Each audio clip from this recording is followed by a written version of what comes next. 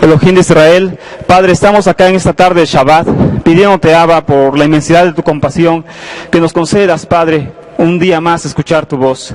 Háblanos, Padre, conforme a tu corazón, conforme a tus palabras de tu Torah. Queremos escuchar la voz tuya, Abba, y nunca la voz de un hombre. Toda Rabá, Padre, en el nombre de Yahshua Mashiach. Amén. Tomen asiento, amados Ajim, por favor, para que comencemos con el tema de esta tarde.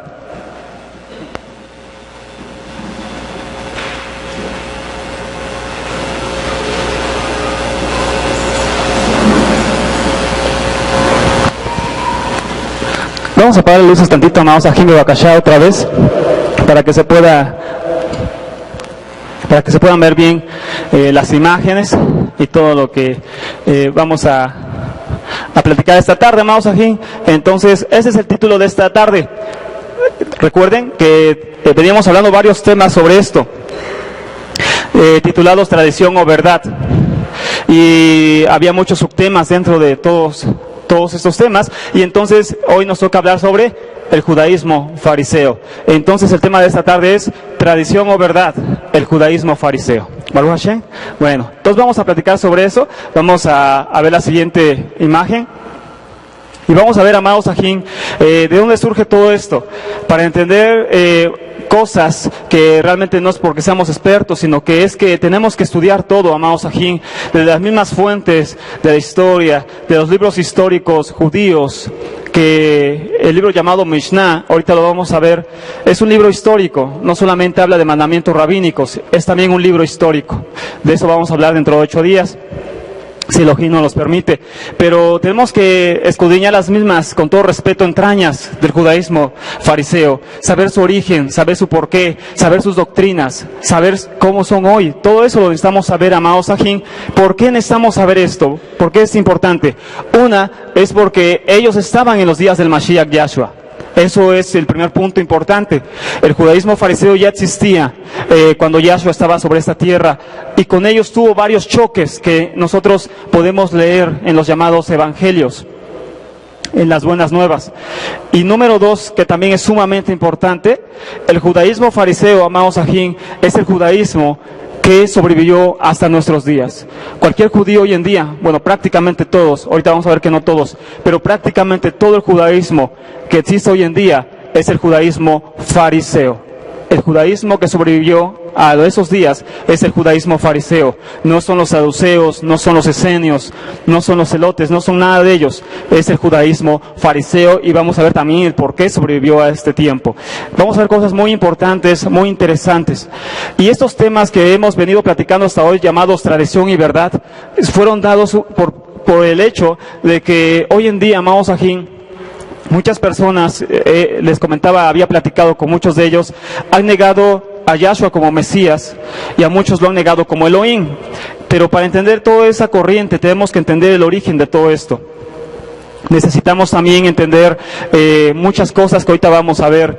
Así que esos temas solamente tienen un propósito: que cada uno de nosotros, con conocimiento de causa, con entendimiento, con estudio, podamos tomar una decisión correcta y clara sobre la decisión que nosotros tomamos sobre nuestra vida. Que no es cualquier decisión el negar al Mesías, porque es una decisión muy fuerte, y no podemos tomar cualquier decisión solamente basados en poco conocimiento, en haber visto un video por internet, en haber leído un libro. Muchas personas me decían, y una persona me llamó de otra parte de la República y me dijo: yo ya no creo en el Mesías de Israel, es que he leído los Midrashim, he leído Talmud y ya no creo en el Mesías de Israel. Digo, yo también, y sí creo en el Mesías de Israel. No sé qué parte leíste, porque yo no veo dónde negan al Mesías de Israel en esos libros, sino todo lo contrario. Vamos a ver en otros temas de tradición o verdad que los mismos libros de tradición oral del pueblo judío afirman que Yahshua es el Mesías. A ese nivel llegó el Mesías. Pero bueno, El objetivo es este, de los temas de tradición o verdad, que nosotros necesitamos conocer muchas cosas para expandir nuestro entendimiento y que no nos vayamos con la primera ministración que veamos, sino que todo lo comprobemos a través de la Escritura, que es lo más importante. Bueno, entonces comenzamos ya de lleno con la plática de hoy, amados Ajín, y como primer punto, esto es lo importante. En los días de Mashiach Yahshua, había varias escuelas de pensamiento en Israel, surgidas por diferentes causas, principalmente económicas, políticas y religiosas. En esos días, en los días que el Mashiach estaba en la tierra, el poder político y religioso estaban de la mano. No había prácticamente diferencia. El poder político y el poder religioso estaban en la mano, amados Ajín, iban de la mano. Y por ello nosotros debemos estudiar todas estas causas, las causas económicas, las causas políticas y las causas religiosas. De por qué el Mesías se enfrentó a todo esto, Baruch Hashem. Bueno, entonces como punto número 1 entendemos esto, amados Ajín, Baruch Hashem. En los días del Mashiach había varias escuelas de pensamiento surgidas por problemas económicos, políticos y religiosos en Israel. Número 1, entre tantos grupos que había en ese momento en Israel se encontraban los fariseos. Número 2, también surgieron los saduceos, que nos hablan los llamados evangelios. Número 3, también en ese tiempo había un grupo en el desierto, en el Mar Muerto, desierto del Mar Muerto, llamado los esenios. También habían surgido y estaban ahí conviviendo con ellos los llamados samaritanos, también los llamados sicarios. De ahí viene la palabra, sicario, que hasta hoy en día se usa, por ejemplo, aquí en México, cuando se habla de narcotráfico, sicarios, viene de estos días, de los días del Mesías. Ellos eran un grupo revolucionario que había surgido por causa de la invasión griega a Israel.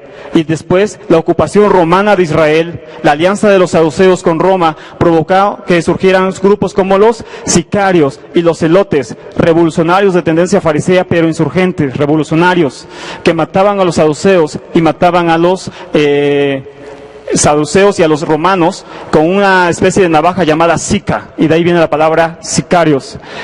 Los herodianos. La que sigue, Jod Bebakashá. Otro grupo en ese tiempo, Anharetz, el pueblo de la tierra, todos eran judíos. 9, estaban los judíos helenistas también, estaban los Ger Toshab, los extranjeros residentes en tierra de Israel. Ger significa extranjero y Toshab significa residente, extranjero y residente. Ger Toshab. Había otro grupo, los nazarenos, los meshechim, los mesiánicos. Había otro grupo, los escribas, que eran los abogados del pueblo, ya que el poder religioso y político estaban unidos en ese tiempo en Israel. La Mishnah, después les voy a enseñar imágenes de la Mishnah, de ese libro histórico. Hay un tratado, un ceder llamado Tratado Nesikim, que significa daños, donde aparece el Tratado Sanedrín, Tratado Baba Metzia, Baba Kamá, Baba Batra, puerta primera, puerta media, puerta última, y todo representa daños. El tratado solamente habla de daños, cientos de hojas solamente hablando de daños. ¿Qué van a hacer el prójimo cuando le roban? ¿Qué van a hacer? Tratado Edut, tratado sobre los testigos, tratado sobre los azotes, todo eso, tratado sobre los juicios, etcétera. Todo eso habla ese tratado, y cuando uno lo lee, haz de cuenta que está leyendo las leyes de un país. Son leyes, pero leyes religiosas. El poder político, el poder religioso estaban unidos en ese día, por eso los escribas eran los abogados. Conocían la Mishnah, conocían las leyes del pueblo. Los prosélitos, aunque la Mishnah aún no estaba escrita, los prosélitos, como había varios que se habían integrado al pueblo de Israel tomando la Torah. Gente que venía de las naciones y se integraba al pueblo de Israel tomando la Torah. Entonces aquí vemos, amados Ajín, mínimo 13 grupos en Eretz Israel, en la tierra de Israel, en los días del Mashiach. Solamente 13 estamos viendo, y cada uno tiene su propia historia, cada uno se tiene que desglosar aparte, cada uno tiene su doctrina, cada uno tiene su historia, cada uno tiene su porqué de su existencia, de su surgimiento.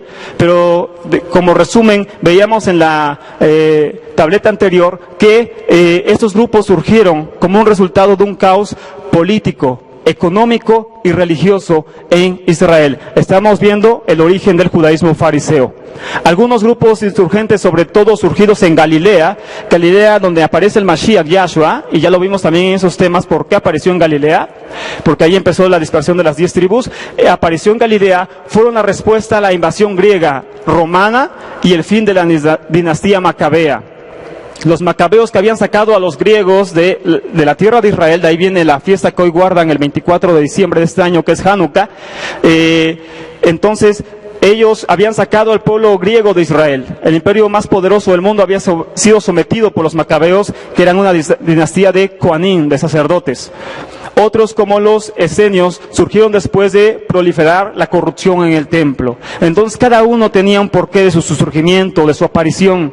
Eran partidos que en ese tiempo en Israel aparecían por una causa política, económica o bien religiosa. Baruch Hashem. Estos eran los problemas sociales que recibían entonces los días del Mashiach. Yahshua HaMashiach aparece en medio de todos esos problemas, en medio de un caos político, religioso, cultural y de todo tipo, económico. En estos días está apareciendo el Mesías Yahshua. La que sigue, Jod de Bakashá. Entre los grupos religiosos más fuertes se encontraban dos, los fariseos y los saduceos. Y vamos a estudiar un poquito quiénes son los saduceos y su origen, porque ellos eran los rivales más acérrimos de los fariseos, pero Yahshua también se encontró contra los saduceos. Los saduceos en hebreo vienen de la palabra seduquín, también conocidos como sadoquitas, son los descendientes del sumo Cohen Sadoc, el sumo sacerdote, el sumo Cohen Sadoc de la época de Salomón. El nombre de Sadoc significa justicia o rectitud, por lo que saduceos puede interpretarse como justos o rectos. Entonces, de ahí viene la palabra saduceos, viene la palabra seduquín en hebreo, sadik, sede, justicia. Ellos mismos se autonombraban justos, apartados, rectos, etcétera. La que sigue, Jod de Bakashá. El origen de los saduceos probablemente se remonta a la protesta de muchos Kohanim, sacerdotes, cuando en el año 175 antes de nuestro tiempo se interrumpió el servicio del templo y la sucesión legal del sumo sacerdocio en el templo de Jerusalén. Esto lo hicieron los griegos, llegaron a Israel con sus prácticas paganas, interrumpieron el servicio del templo, y es entonces cuando surgen todos estos grupos. Los saduceos apoyaron firmemente al hijo de Simón, Juan Hircano, quien, además de ejercer como sumo Cohen, en la práctica se hizo rey. De esta época data el enfrentamiento frontal de los saduceos con los fariseos, opositores a Juan Hircano. Entonces, como vemos, era un problema político antes que religioso. Antes que un problema religioso de prácticas, que sí lo era un problema político. Entonces, los saduceos habían apoyado a un hombre llamado Juan Hircano. Él llegó a ser rey, llegó a ser sumo Cohen, sumo sacerdote en el templo de Israel. Y entonces, desde ese tiempo data el enfrentamiento, que no era nuevo, un enfrentamiento que ahorita vamos a ver que era totalmente sangriento, un enfrentamiento entre fariseos y saduceos. Entonces, los fariseos se opusieron a Juan Hircano y se volvieron enemigos, por lo tanto, de los saduceos. La que sigue, Jod. Las diferencias religiosas, miren todo esto, entre los dos grupos se plasmaron en choques políticos que se agudizaron durante el reinado de los dos hijos de Juan Hircano, Aristóbulo I, quien encarceló a su propia madre y la dejó morir de hambre en prisión, imagínense, y Alejandro Janeo, 103-76 antes del tiempo del Mesías. Este último hizo crucificar a 3,000 fariseos que se habían rebelado. Entonces aquí vemos que las cosas ya eran más serias. Aquí vemos que ya no solamente era discutir de que la Torá, que si Talmud, que la ley judía, que sí lo hacían, pero aquí va en cosas más serias. Aquí ya este último rey, que veía como oposición a los fariseos, que era un partido a fin de cuentas político, crucificó a 3,000 fariseos. O sea que el derramamiento de sangre era lo que más se vivía en Israel. Grupo contra grupo, un grupo contra los romanos, un grupo contra los saduceos. En este tiempo aparece el Mashiach, vamos a ver. La que sigue. Y tenemos que entender todo esto. ¿Por qué? Porque nosotros no podemos entender el Brit Hadashah. Es lo que pasa con el cristianismo. Queremos entender el Brit Hadashah desde una perspectiva política, religiosa, cultural, económica, de nuestros días, y no se puede. No podemos entender Israel en nuestros días. No podemos entender los días del Mesías, sus palabras, el por qué plasmaban sus palabras un choque contra los que lo escuchaban. ¿Por qué lo probaban con ciertos argumentos? ¿Qué dices del César? ¿Qué dices del templo? ¿Qué dices de esto? ¿Qué dices del otro? ¿Es lícito o no es lícito? Porque así estaban de tensas las cosas. Las cosas eran muy difíciles. Y amados aquí, eso solamente es un resumen muy leve de lo que realmente estaba pasando en esos días. Es un resumen muy leve, porque la historia nos narra cosas sangrientas, terribles, amados aquí, en todo este tiempo. Entonces, nosotros entendemos esto, que estos eran los días del Mesías, y tenemos que conocer esto lo más a fondo posible que podamos, porque solamente así entendemos las palabras del Mashiach, las palabras del Mesías que vivió hace 2000 años. Entre los rabinos, ¿cuál era su doctrina de los saduceos? Esta es una historia. Puede ser verdad y no puede ser verdad, pero yo se las quise poner para que ustedes la conozcan, que es importante el conocimiento. Entre los rabinos del siglo II circuló la siguiente leyenda: Antígonos de Soco, el sucesor de Shimeón el Justo, el último de los hombres de la gran asamblea, y por tanto viviendo en el tiempo de influjo de ideas griegas, enseñó la máxima: no seas como sirvientes que sirven a su maestro en aras de una recompensa, sino sé como los que sirven sin pensar recibir una recompensa. Tratado Avot 1.3, este tratado está en la Mishnah. Avot 1.3. Entonces, no seas como los sirvientes, decía él, y ellos entendieron que la que sigue a Jot. Después de lo cual, dos de sus discípulos, Sadoc y Boetus, confundiendo el alto significado ético de la máxima, llegaron a la conclusión de que no había futura recompensa, no había mundo venidero, no había el futuro en otro mundo, diciendo: ¿qué sirviente trabajará todo el día sin obtener su recompensa de vida por la tarde? Inmediatamente se separaron de la Torá y vivieron en gran lujo, utilizando muchas vasijas de plata y oro en sus banquetes, y fundaron escuelas que declaraban el disfrute de esta vida como la meta del hombre. A estos dos partidos se le conocieron por sus nombres sadoquitas y vetusianos. El caso es que ellos, cuenta esta anécdota, que negaron la vida futura y empezaron a vivir en deleites, empezaron a vivir en un mundo de deleites, en riqueza. Los saduceos eran la clase alta de Israel, eran la clase burguesa, eran la clase más alta, y por eso los gobiernos, los imperios que llegaban a Israel a dominar, tenían que aliarse con ellos, porque ellos eran la clase alta. Y entonces ellos por eso no eran queridos en lo más mínimo, amados ajín, los saduceos, porque eran la clase alta y vivían en riquezas y todo eso. Negaban la vida. Esa es su verdadera doctrina. ¿Qué hacían los saduceos? Ellos negaban la inmortalidad del alma y la resurrección entre los muertos. Por eso vemos en los libros, en el Brit Hadashah, en el libro de Mateo y otros, cómo ellos se burlan de Yahshua diciendo: si Elohim resucita a los muertos, como una mujer, si tuvo 7 esposos, va a resucitar, ¿con quién se va a casar de los 7 esposos?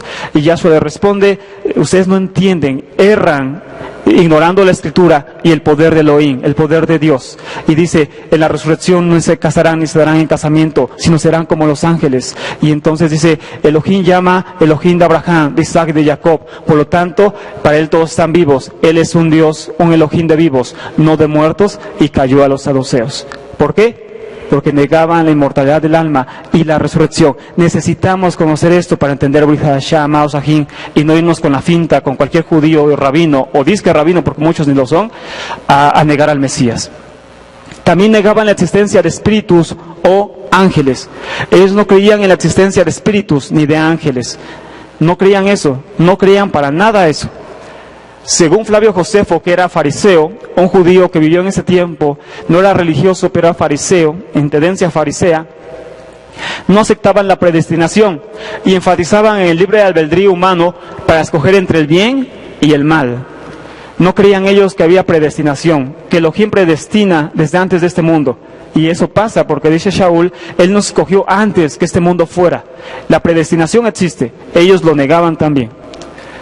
Rechazaban la interpretación de la Torá de los rabinos y creían además que nada de la Biblia hebrea, aparte de la Torá, tenía autoridad. Ellos decían: todo lo que está en los 5 libros de Moisés tiene autoridad porque fue dada del cielo. Nada que esté fuera de los 5 libros de Moisés tiene autoridad. Ni Proverbios, ni los Salmos, ni Cantares, ni nada de esos libros. No creen en eso, Eso no tiene autoridad, eso no es dado de los cielos. Y entonces solamente es la Torá. Y nada que esté fuera de la Torá sirve. Si encontramos resurrección de los muertos en la Torá, lo tomamos, si no, no lo tomamos. Ellos creían eso, por eso no creían en la resurrección y en otras cosas, porque supuestamente no lo decía literalmente en la Torá. Ellos solamente creían lo que decían literalmente en la Torá. Si no estaba en la Torá, no lo creían. Y esto fue el pecado de los saduceos. Vamos a ver que el problema de ellos es que eran extremadamente literales. Ellos no creían nada que la Torá no tuviera escrito. O sea, nada que la Torá no tuviera escrito, lo creían. Esto es literalidad, es literal, tiene que estar exactamente como yo quiero que esté. Esto llevó a herejías a los saduceos. Rechazaban las tradiciones rabínicas o leyes orales que mitigan los castigos duros o intentan prevenir faltas no intencionadas. Por esto los saduceos son mal vistos en el Talmud. Su filosofía era materialista, liberal y mucho más mundana que la de los demás grupos. Los judíos contemporáneos, aquí bendito sea el Eterno que me recordó este punto. La filosofía era materialista, liberal y mucho más mundana que los demás grupos. Hoy en día el judaísmo fariseo, el judaísmo que tú puedes encontrar donde sea, no cree en el infierno en su mayoría. Ellos dicen que no existe infierno. Los fariseos del primer siglo creían en el infierno. Ellos cambian conforme a los rabinos. Ahorita lo vamos a ver, amados aquí. Por eso no tenemos que creer todo lo que escuchamos. Entonces ellos no creían en el infierno. ¿Y qué ha llevado a muchas personas que antes guardaban la Torá, amados aquí entre nosotros? Dicen, ¿no existe infierno? No existe infierno. ¿Ahora qué vamos a hacer? Pues vivamos una vida mundana, como ellos. Su filosofía era materialista, era liberal y mundana. Si no existe infierno, pues vamos a hacer de nuestra vida lo que queramos, vamos a vivir impíamente, total, no existe infierno. ¿Y en qué ha acabado esas personas que yo las he conocido? No es la Shon Hara, sino que yo las he visto y han creído eso en adulterio y en adulterio. Las tres que tengo acá acabaron en adulterio.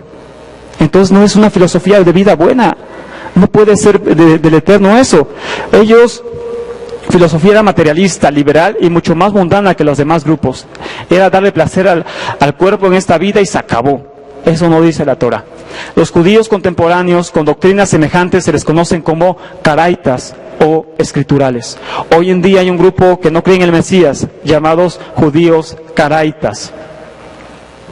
Ellos creen prácticamente lo mismo que ellos. En muchas cosas son semejantes, no al 100%, pero en muchas cosas son semejantes a ellos. Ahora vamos con el punto clave de esta plática, amados Sajín. Los fariseos. Los fariseos vienen del hebreo perushim, y de ahí la palabra clave es parás, que significa separar o separados. Entonces, fariseos en hebreo, amados Sajín, significa los apartados, los separados, o sea, los que se apartaron de la corrupción del templo. Ellos se apartaron de la corrupción del templo y entonces se llamaron los perushim, los fariseos, los apartados. Era una comunidad judía que existió hasta el segundo siglo de esta era. El grupo atribuía su inicio al periodo de la cautividad de Babilonia, en el año 587. Ellos decían que en ese tiempo habían surgido. Se definen como partido durante la revuelta de los macabeos contra los invasores griegos seleucidas en el año 167. De ahí, repito, viene la historia de Hanukkah. Entonces, ellos surgen como partido en ese momento. La que sigue a Jod de Bakashá. Los fariseos son mal vistos desde entonces. De hecho, en el primer siglo se les conocía también como la plaga de los fariseos. Así le llamaban los otros grupos a los fariseos. Los fariseos era el grupo más importante en Israel en ese momento. Los fariseos, lo vamos a ver enseguida, fueron los que impusieron sus leyes a todo el pueblo. Su pueblo adoptó mucho de su doctrina hasta hoy en día. Ellos, los fariseos, eran mal vistos por los demás grupos y se les conocía como la plaga de los fariseos. Así les decían los demás grupos. Pero no todos eran malos o hipócritas. Había entre ellos gente buena, que atestigua el Brit Hadashah en primer lugar y los comentarios judíos antiguos. Entonces ellos tenían mala fama, pero no todos eran malos. Vemos en el Brit Hadashah como muchos de ellos se acercaron a Yeshua. Uno de ellos era Nicodemo. En hebreo se dice Nakdimon. El Talmud le llama Nakdimon ben Anus. Así se llama realmente él. Nakdimon ben Anus. Era un hombre extremadamente rico, cuenta los libros judíos. Entonces se le acercó Nicodemo, Nakdimon. Y entonces había gente buena entre ellos, entre los fariseos. Pero el mismo Talmud, que vamos a explicar eso ahorita más adelante, qué es el Talmud, y si lo vamos a llevar o no lo vamos a llevar, que es importante conocer todo eso, les decía, todo es un conocimiento inmenso y muy vasto que tenemos que aprender durante muchos años, amados Ajín. De hecho, los calificaban en 7 grupos, 5 malos y 2 buenos. Número 1, Shikmi. Era el fariseo jorobado, pero no era un defecto físico, sino por lo espiritual. Ahorita vamos a ver por qué les llamaban así. Número 1, Shikmi. Número 2, Kisait, poseedor de libros. Número 3, Nikpi, el que toma prestado. Número 4, Medohait, semejante a la peste. Número 5, fariseo, haré lo que es mi obligación. Número 6, el fariseo por temor. Y número 7, el fariseo por amor. Fuente, Tratado Sotá, 22b, Talmud Babli, artículo extraído del libro Yeshua de Nazaret, autor Joseph Klausner. Entonces, vemos 7 tipos de fariseos en el Talmud. Tratado Sotá, 22b.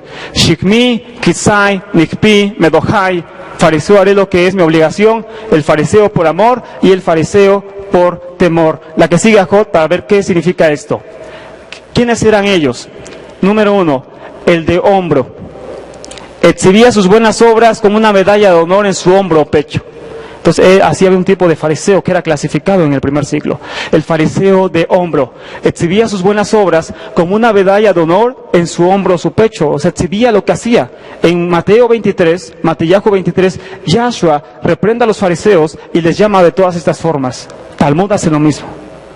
Hay que aprender esto para conocer los días del Mesías. El de hombro, exhibía sus buenas obras como una medalla de honor en su hombro o pecho. El 2, el que esperaba que lo vean, verlo realizar obras de caridad, esperaba que alguien estuviera por ahí cerca y actuaba, como dice Yahshua HaMashiach, para que lo vieran. Número 3, el fariseo ciego.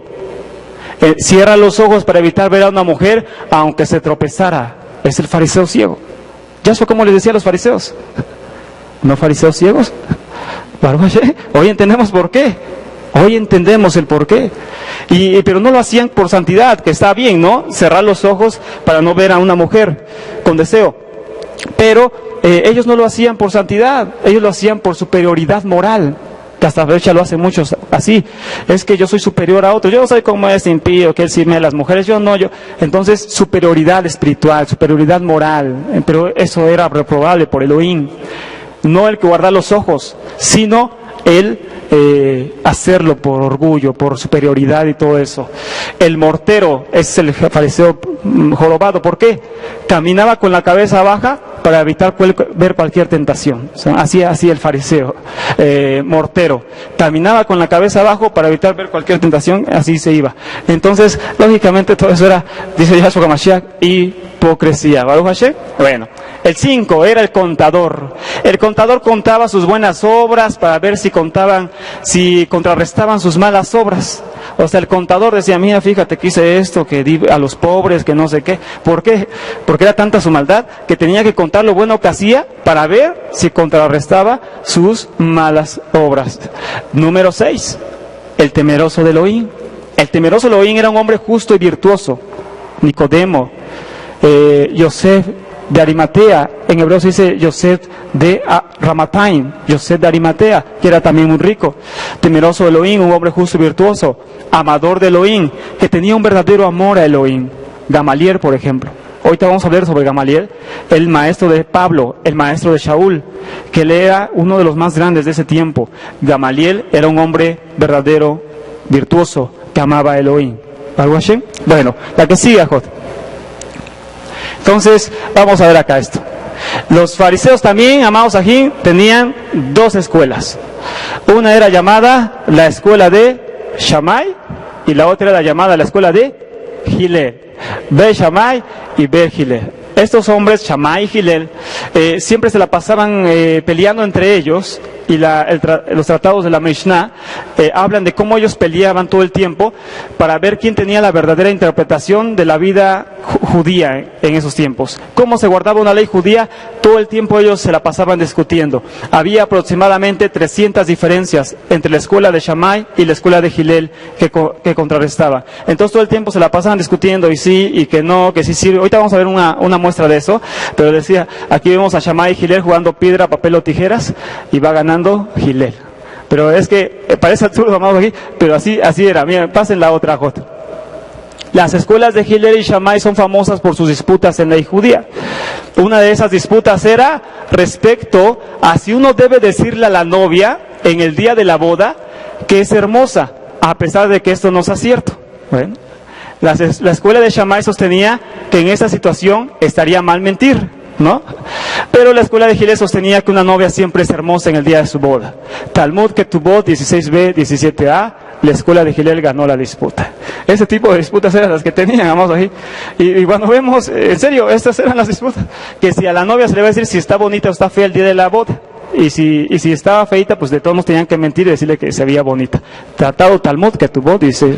Así que esas eran sus contiendas. En serio, son cosas superfluas, pero eso es lo que discutían ellos. En el propio tratado de la Mishnah que se llama Berajot, bendiciones, Brajot, ellos aparecen discutiendo sobre cómo se va a decir el Ishma Israel.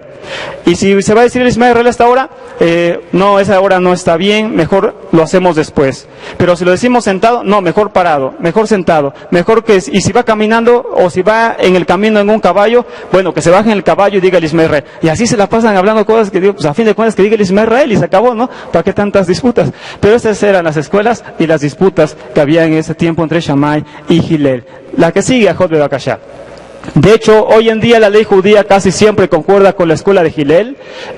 Siempre concuerda con la escuela de Hillel, casi siempre. El Talmud de Rubén 13b dice, la voz celestial declaró, las palabras de ambas escuelas son las palabras del Dios viviente, pero la ley sigue las legislaciones de la escuela de Hillel. Entonces toman más como referencia a Hillel que a Shammai. Shammai era quien impuso las reglas hacia los gentiles. Shammai era el que decía que un gentil no podía acercarse que un judío no podía acercarse a la casa de un gentil, que no podía comer con gentiles. Estableció los 18 mandamientos expresados en ordenanzas que impedían que un gentil pudiera ser parte del pueblo. Las vallas, las famosas vallas. Eso es lo que hizo Shammai. Shammai solamente enseñaba a los ricos y a la clase noble.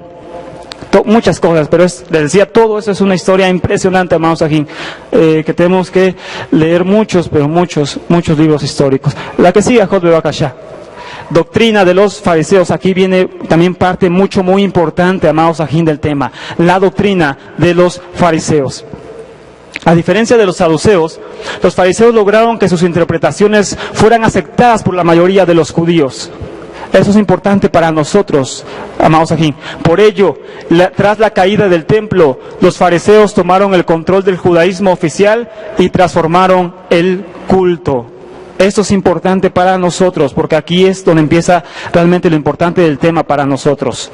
Todo lo demás es historia, pero aquí ya empieza lo más importante. Los fariseos sobrevivieron a la destrucción del templo de Jerusalén y transformaron el culto. Tomaron el control del judaísmo oficial y transformaron el culto. Yohanan ben Zakkai, ante el fracaso de su intento de convencer a otros judíos de llegar a un tratado con los romanos y previendo un desastre, hizo un último esfuerzo. El gran sabio hizo circular el rumor de su muerte y las autoridades romanas de Israel creyeron la historia y no sospecharon que vivía cuando sus discípulos sacaron su féretro de Jerusalén. La ciudad de Jerusalén estaba sitiada. Y el templo había sido destruido. Y Yohanan ben Zakkai, un rabino fariseo, se hizo el muerto, fingió su muerte.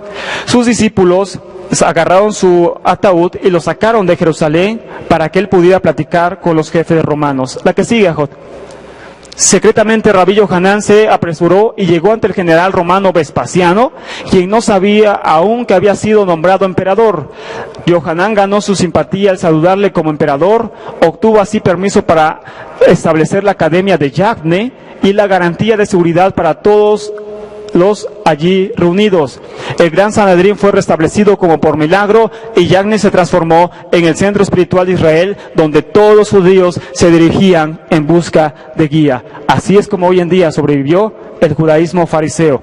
Por eso no están los saduceos, no están los esenios, no están los celotes, no hay ningún otro grupo, solamente los fariseos. Esta fue la historia muy corta, en resumen, de por qué sobrevivió el judaísmo fariseo a nuestros días. La que sigue, Jod.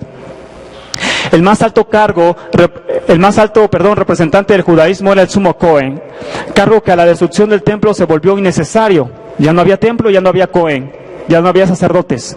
Así el culto pasó a la sinagoga, en hebreo Beit Knesset, que significa casa de reunión. De los antiguos fariseos surgió la línea rabínica ortodoxa de los doctores de la ley, que fue la que redactó los distintos Talmud. Fuente Wikipedia. La que sigue, Jod. Esto es importantísimo, amados Ajim, para nosotros, porque aquí ya entra la sustancia del tema. Aquí ya entra la sustancia del tema, amados Ajim. ¿Por qué?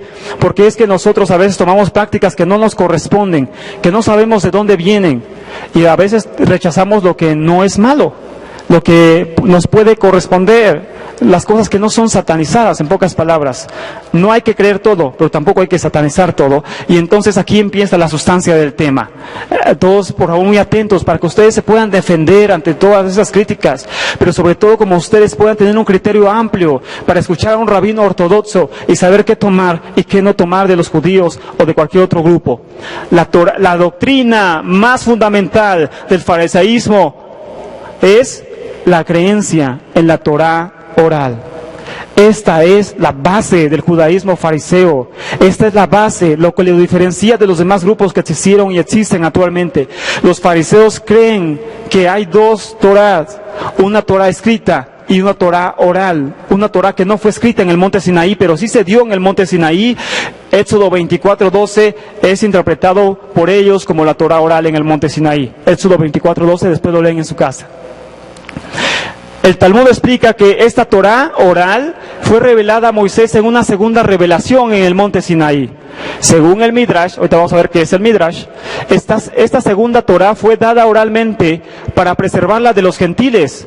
Elohim sabía que el Tanat sería traducido al griego, explica el Midrash. Así que él dio la ley oral, la Mishnah, el Talmud y el Midrash, oralmente, para conservarlos como dominio exclusivo de los rabinos, a modo de conocimiento secreto. Entonces ellos creen en esto, que hay dos Torah, una oral y una escrita. Ellos dicen, bueno, la Torah escrita fue dada a todo el mundo, hoy nosotros tenemos una Torah escrita. Y dicen, nosotros sabíamos que los gentiles un día iban a tomar la Torah, por lo tanto Elohim dio un conocimiento secreto a los rabinos, y eso es la Torah oral. Ellos creen eso, ese es su fundamento, esa es su base, esa es su fe. Ese es el pilar más grande que ellos tienen, que hay una Torah que fue dada del cielo, que es una Torah oral. Entonces, ellos dicen que fue una forma de diferenciar a su pueblo, que la Torah escrita, cualquiera de nosotros la puede tener, dicen, pero Talmud, Midrashim y Mishnah, pocos la conocen, solamente los rabinos. La que sigue, Jod, es un conocimiento secreto, ellos dicen.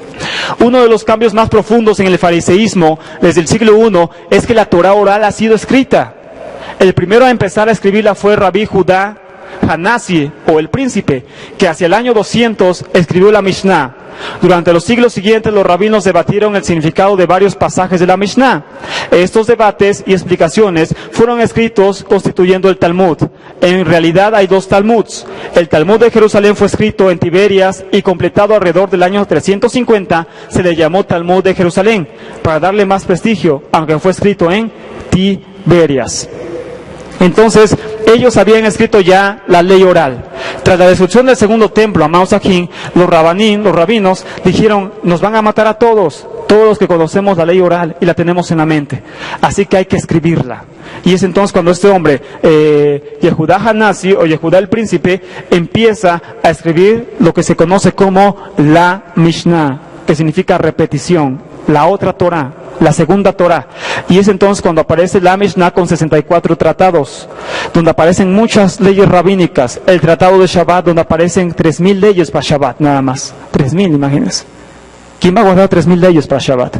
Y en ese tratado es donde aparece lo que Yahshua condenaba, que está prohibido que una persona que no tenga pierna, o que tenga una pierna lastimada, recoja su muleta en Shabbat. Eso está prohibido en tratado Shabbat.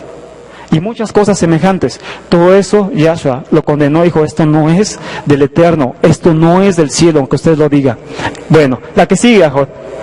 El segundo Talmud fue completado alrededor del año 500 en Babilonia y se le llamó Talmud babilónico. Hoy, cuando los rabinos hablan sobre el Talmud, sin especificar cuál, se refieren al Talmud babilónico. La tercera parte de la ley oral es el Midrash, que fue escrito en el segundo al 9º siglo. Mientras la Mishnah y el Talmud están ordenados por temas, el Midrash sigue, a modo de comentario directo, el orden de los versículos bíblicos. Entonces, ¿qué es Mishnah? Para que todos conozcan esto, necesitamos conocer, por eso nos engañan porque no conocemos. La Mishnah es la Torah oral, tiene 34 tratados y entonces es dividida en 6 órdenes.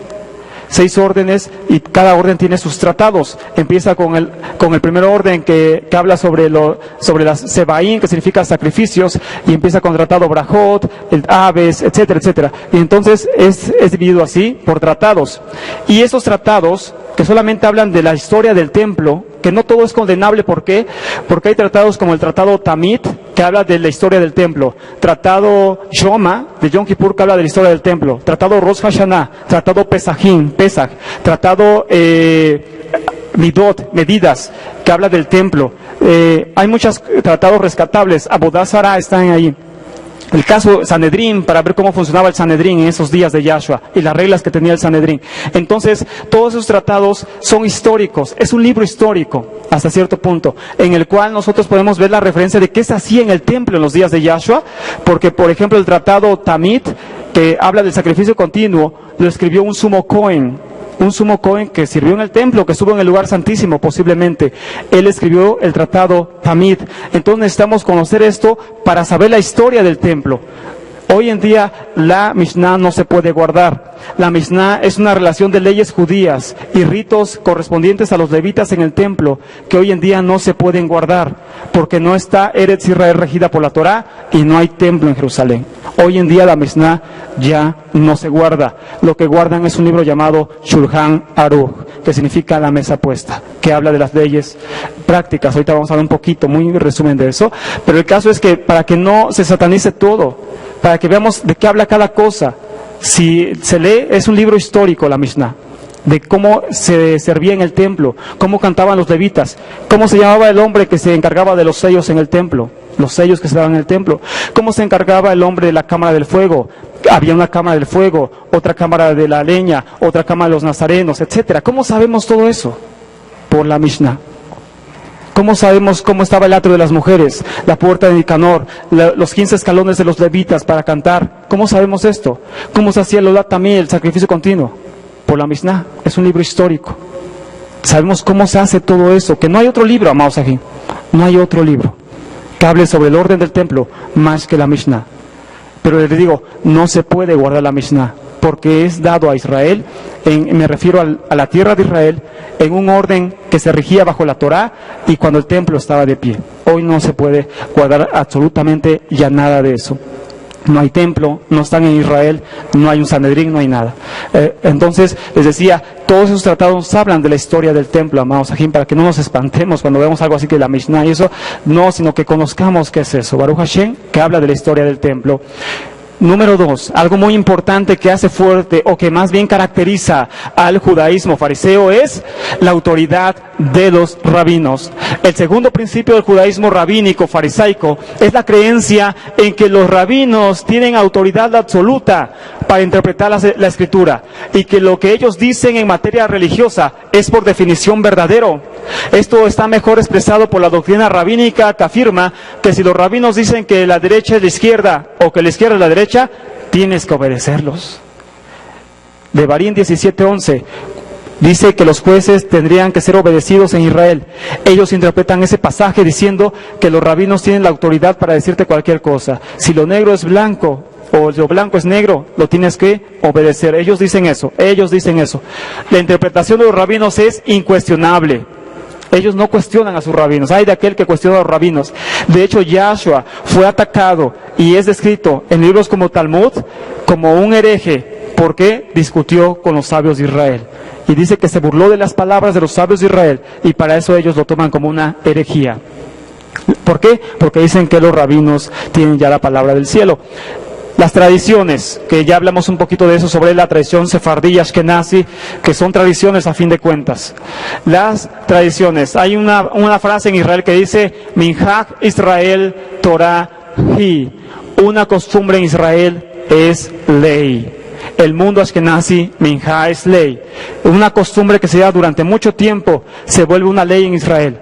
No está en la Torah, no está en los 613 mitzvot, pero sí ha permanecido durante mucho tiempo, sobre todo en la comunidad ashkenazi, los judíos de Europa Oriental, es una ley dada prácticamente a Moisés desde el cielo. La que sigue, Ajot. Nuevas leyes. Estas leyes rabínicas se les llama takanot, promulgaciones o reformas, o mitzvot de Rabanán, mandamientos de los rabinos.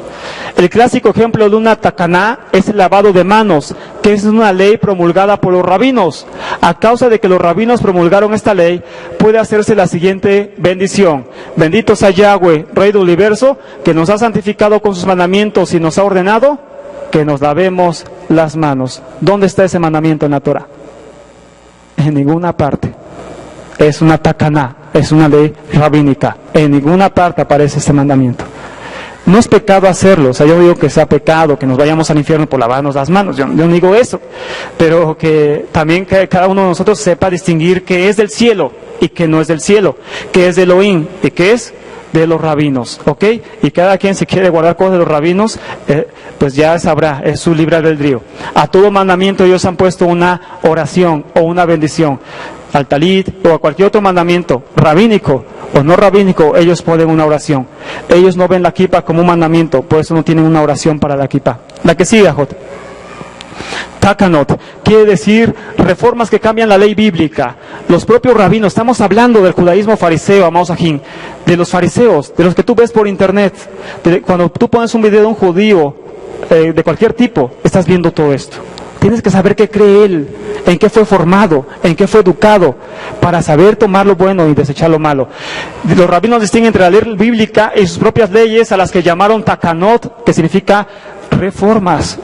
No se derivan de las mitzvot, de los mandamientos escritas en la Torah, pero sí de su espíritu, ellos dicen. No están, dicen la Torah, pero tienen el mismo espíritu, es el Eterno quien los dio. Una takaná es una ley que fue instituida por los sabios. Por ejemplo, la lectura de la Torah, de la parashá llamada los lunes y los jueves, son takanot. Es una takaná, es una ley rabínica.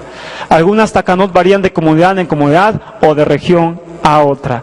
Esas son las takanot. La que sigue, las leyes rabínicas. Otro, las maasim o los maasim.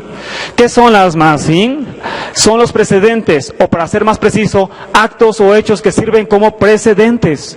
Cuando un fariseo no conoce la ley en una situación particular, busca un precedente de uno de sus maestros. Si el maestro realizó un cierto acto, esto debe ser lo que la ley oral requiere. A eso se le llama masé, o en plural, maasim, precedentes. O sea que lo que el maestro hizo, eso es también como una ley. ¿Qué hizo un maestro en cierta circunstancia? ¿Cómo guardó la Torah? ¿Cómo guardó una ley rabínica? Eso se tiene que copiar, ellos le llaman maasim. Cuando tú lees en hebreo, cuando tú ves en un